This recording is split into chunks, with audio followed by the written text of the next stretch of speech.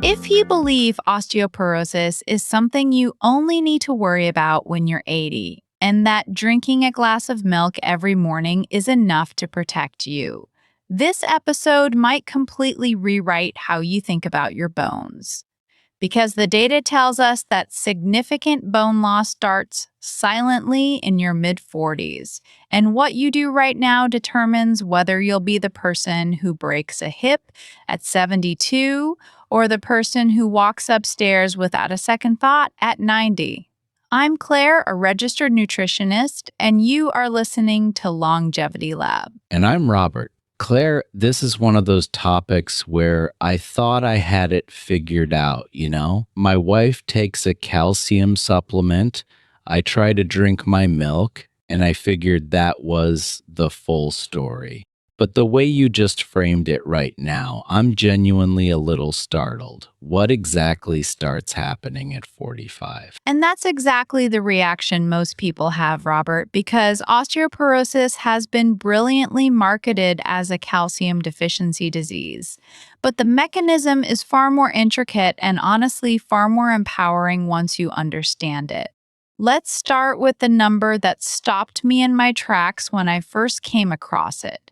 A large-scale longitudinal study published in the Journal of Bone and Mineral Research followed over 2,000 women and found that in the 5 to 7 years around menopause, women can lose up to 20% of their trabecular bone, that's the spongy, metabolically active inner part of your vertebrae and hips. 20%. And many of those women felt completely fine. Wait, 20% of the bone just disappears and there are no symptoms? That's like your bone melting away in silence? That's exactly why osteoporosis is called the silent disease. You don't feel your trabecular architecture thinning out. You don't get a headache when your bone mineral density drops.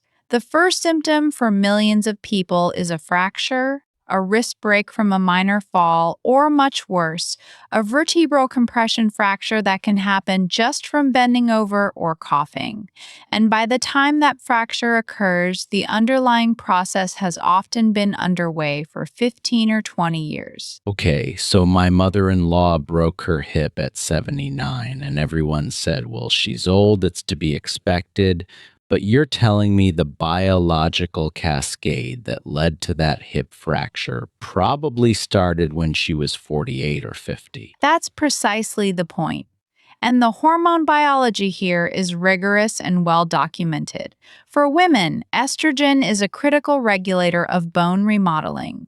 Your skeleton isn't a dead scaffold, it's constantly renewing itself through a coupled process where osteoclasts break down old bone and osteoblasts lay down new bone.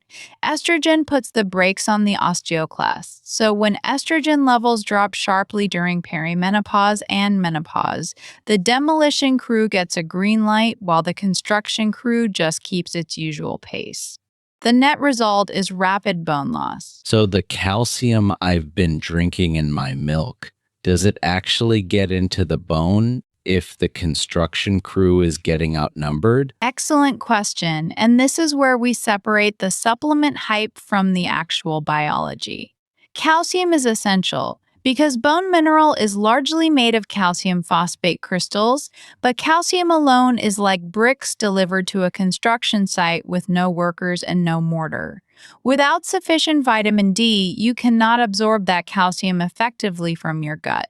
Without vitamin K2, the calcium may not be properly directed into bone and can instead end up in soft tissues like arteries, which is why some studies actually raise concerns about calcium supplementation without cofactors increasing vascular calcification risk. I had no idea calcium could end up in the wrong place. That's terrifying.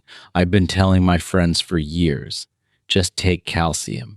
And now you're saying I've been giving incomplete advice? Not wrong, Robert, just incomplete. And look, The wellness industry has done a disservice here by simplifying everything down to a single pill.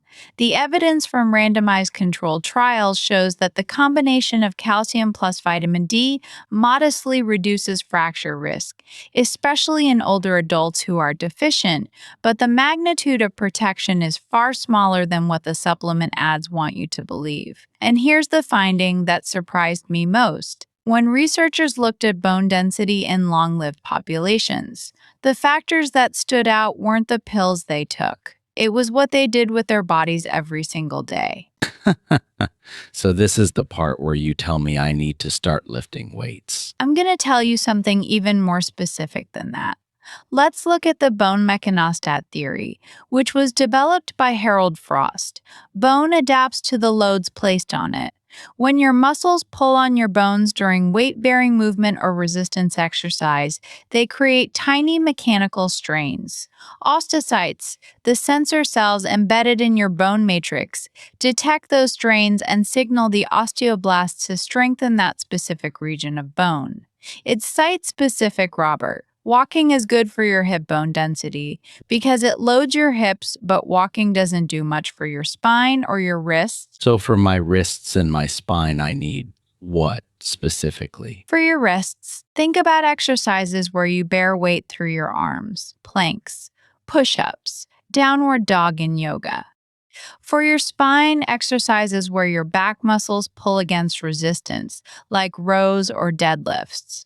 A 2022 systematic review and network meta-analysis in Osteoporosis International looked at 69 randomized controlled trials with over 5,000 postmenopausal women and found that the most effective protocol for increasing lumbar spine bone mineral density was high-intensity progressive resistance training at least 3 times per week. Not walking, not gentle stretching, heavy progressive resistance that gives your osteocytes a clear message to build. 3 times a week, high intensity. And how heavy are we talking? Like a little pink dumbbell? The research defines high intensity as loads that are at least 70 to 85% of your one repetition maximum, the heaviest weight you can lift once with good form. For most people starting out, that translates to a weight you can lift with proper technique for about 8 to 12 repetitions, before you cannot do another rep with clean form. Pink dumbbells are lovely for starting a movement pattern, but to elicit a bone-building response, you eventually need to challenge the system. Now, and I want to be very clear here, if you already have diagnosed osteoporosis or spinal issues, this is absolutely a conversation to have with your physician or a physical therapist before loading your spine. Safety first. Safety first, noted. And I will definitely talk to my doctor before I start deadlifting anything heavy. But assuming someone gets cleared, you're saying 3 sessions a week, heavy enough that the last couple reps feel really hard. Exactly. And the frequency matters because bone cells have a refractory period. When you load the bone, the osteocytes trigger a signaling cascade that lasts about 24 to 48 hours. If you do one session on Monday and then nothing until next Monday, you are missing days of potential bone building activity. Spreading the stimulus across at least 3 days gives you a far more consistent osteogenic signal. Okay, so the exercise side makes sense to me now. But what about the nutrition side? Because I still feel like there must be more than just calcium and vitamin D. I keep hearing about magnesium and vitamin K and collagen. Let's walk through the nutrient team, because this is where my nutritionist heart lives. Think of your bone matrix like reinforced concrete. The calcium phosphate is the concrete hard and mineralized, but that mineral is deposited onto a protein scaffold called collagen, which is the steel rebar. If your collagen framework is weak, the mineral doesn't have a solid foundation to latch onto. So collagen actually matters for bone. I thought collagen was just for skin wrinkles. Collagen is the most abundant protein in your body, and type I collagen makes up about 90% of the organic matrix of bone. Vitamin C is an essential cofactor for collagen synthesis because it's required for the enzymes that cross-link collagen fibers into a strong triple helix. That's actually why severe vitamin C deficiency, scurvy, causes bone pain and fractures in historical records. Now, magnesium is another fascinating player. About 60% of your body's magnesium is stored in your bones. Magnesium is required to convert vitamin D into its active hormonal form, calcitriol.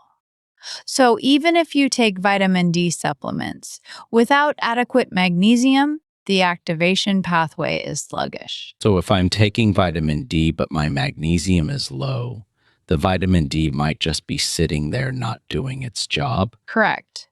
And a 2020 study in the American Journal of Clinical Nutrition using data from the large-scale National Health and Nutrition Examination Survey found that higher magnesium intake was independently associated with higher bone mineral density in men and women over 50.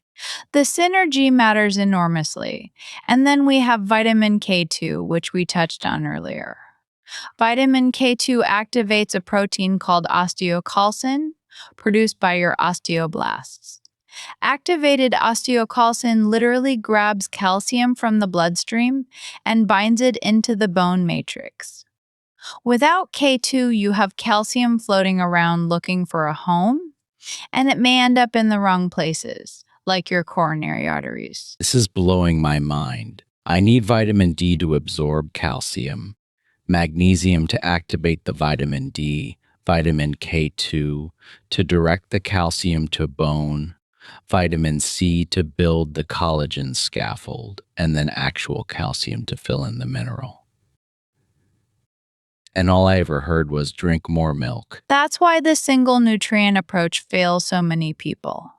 And the good news is that this nutrient symphony is completely achievable through whole foods. Leafy greens like kale and collards give you calcium, magnesium, and vitamin K all at once. Fatty fish like salmon provide vitamin D and also high-quality protein. Bell peppers and citrus give you vitamin C. Fermented foods like natto, a traditional Japanese soybean dish, is the richest dietary source of vitamin K2, and its bone protective effects are well documented in Japanese epidemiological studies. In fact, regions in Japan with high natto consumption have notably lower hip fracture rates compared to regions where natto is rarely eaten, even after adjusting for other variables. Natto, I've tried it once. It's an acquired taste. But if it protects my hips, I might need to acquire that taste a little faster. It's definitely an acquired texture. But fermented vegetables generally, aged cheeses, and egg yolks also provide vitamin K2. You don't have to eat natto every day. The principle is variety and consistency. Claire, can we talk about the screening part? Because I've never had a bone density scan. My wife had one at 60, but you're saying things start in your 40s. When does the science say you should actually check? This is an area where guidelines vary, but the evidence is pushing us toward earlier assessment, especially for women. The U.S. Preventive Services Task Force recommends routine bone density screening for women at age 65. But many osteoporosis specialists argue that this is too late for women who hit menopause early or those with additional risk factors. A DXA scan, dual energy X-ray absorptiometry, gives you a T-score comparing your bone density to peak young adult bone mass. A T-score between -1 and -2.5 is osteopenia, that's the warning zone. Below -2.5 is osteoporosis. So I could have osteopenia right now and have no idea. Absolutely. And here's what most people don't realize. More fractures happen in the osteopenia range than in the osteoporosis range, simply because there are so many more people walking around with osteopenia than with full osteoporosis. The absolute risk per person is lower, but the total number of fractures is higher. So catching that early thinning is enormously valuable. So if I'm 48 or 52 and I'm listening right now, and maybe I had early menopause or my mother broke a hip, you're suggesting I ask my doctor about a DXA scan, even if I'm not 65 yet. Yes, and especially if you have what we call secondary risk factors. A history of smoking, long term use of corticosteroid medications like prednisone, a low body weight, or a family history of fragility fractures. These are all red flags that should move your screening timeline forward. And of course, discuss this with your primary care provider. They can help you assess your individual risk and determine the appropriate timing. Okay, so we've covered heavy resistance training 3 times a week, eating a nutrient dense diet with calcium, magnesium, D, K2, and C, and screening earlier and smarter. What else are we missing? Protein? You are reading my mind. Protein is critically under-discussed in bone health. Bone is about 50% protein by volume. Dietary protein increases insulin like growth factor 1, which stimulates osteoblast activity and bone formation. Studies show that older adults with higher protein intake have higher bone mineral density and lower fracture risk. In one large prospective cohort study from the Framingham Offspring cohort, individuals in the highest quartile of protein intake had significantly lower hip fracture risk over follow up compared to those in the lowest quartile. So the old myth that protein is bad for your bones, that it leaches calcium, that's been debunked? That was an outdated hypothesis based on short term calcium balance studies, where high protein intake slightly increased urinary calcium excretion, but the longer term studies with actual fracture endpoints show the opposite. The increased calcium excretion is likely due to increased calcium absorption from the gut, not bone resorption. And the anabolic effect of protein on muscle and bone outweighs any small calcium excretion effect. Protein is bone protective. Another myth busted. I love it. So how much protein are we actually talking about? The current evidence suggests that older adults should aim for about 1.2 to 1.5 grams of protein per kilogram of body weight per day, spread across meals. For someone weighing 70 kilograms, that's about 84 to 105 grams of protein daily. To put that into perspective, one chicken breast has about 35 grams. A cup of Greek yogurt has about 20 grams. And a cup of lentils has about 18 grams. Spreading it across breakfast, lunch, and dinner is important because you need a certain threshold of amino acids, about 25 to 30 grams of high quality protein per meal, to maximally stimulate muscle and bone protein synthesis. So my breakfast of just a banana and coffee isn't cutting it. I need maybe some eggs or some yogurt there too. Exactly, and that's a perfect example of a small change that pays off over decades. The health of your bones in your 80s and 90s is built on thousands of little decisions you make in your 40s, 50s, and 60s. None of this requires expensive supplements or extreme protocols.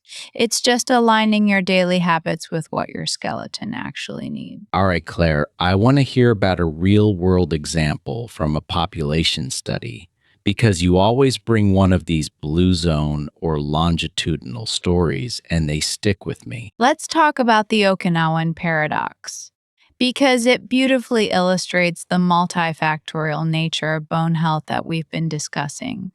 Okinawa in southern Japan is known for longevity, but here's the interesting part. Traditional Okinawan women historically had relatively low calcium intake by Western standards, around 4 to 500 milligrams per day, which is less than half of what some guidelines recommend. Yet their hip fracture rates were among the lowest in the world.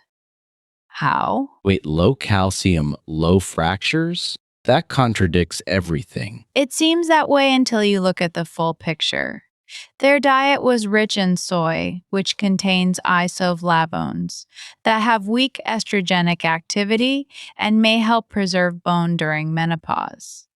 They ate plenty of leafy green vegetables, providing magnesium and vitamin K. They consumed small fish with bones, providing highly bioavailable calcium and vitamin D. They got vitamin D from abundant sunshine year round. And critically, their lifestyle involved constant low level weight bearing activity walking, gardening, squatting, sitting on the floor, and getting up dozens of times a day, which loads the hips and spine constantly. So it's the whole pattern, not one ingredient. They didn't need to chug milk because their entire day was a bone building program. That's exactly right. And a landmark 2021 study in nutrients analyzed dietary patterns and bone health across multiple cohorts and found that adherence to a Mediterranean style diet rich in vegetables, fruits, legumes, fish, nuts, olive oil was consistently associated with higher bone mineral density and lower fracture risk compared to Western dietary patterns. No single food or supplement explained the effect. It was the overall dietary pattern that mattered. So for someone living in a city, working at a desk, not squatting on the floor to eat meals, what's the modern equivalent? Because I'm not going to suddenly become a traditional Okinawan farmer. You don't need to be. The modern translation is to deliberately engineer mechanical loading into your routine and build your meals around a plant forward, protein adequate, nutrient dense pattern. For example, take the stairs instead of the elevator. That's a high impact loading exercise for your hips. Do body weight squats while you're waiting for your coffee to brew. That loads your spine and hips. Carry your groceries instead of using a cart for light loads. That loads your wrists and arms. These micro loading events add up over decades. So what you're describing is almost like micro dosing bone health all day long. Little bits of loading and good nutrition throughout the day, not just the 30-minute workout and then a calcium pill. That's a beautiful way to phrase it, microdosing bone health. And the evidence supports this distributed loading model.